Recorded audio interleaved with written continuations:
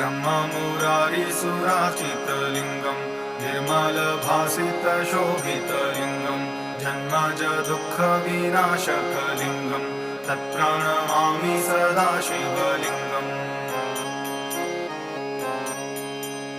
देवमुनिप्रवराजितलिङ्गं कामदहं करुणाकरलिङ्गं रावणदर्पविनाशनलिङ्गं तत्प्रणमामि सदा शिवलिङ्गम्।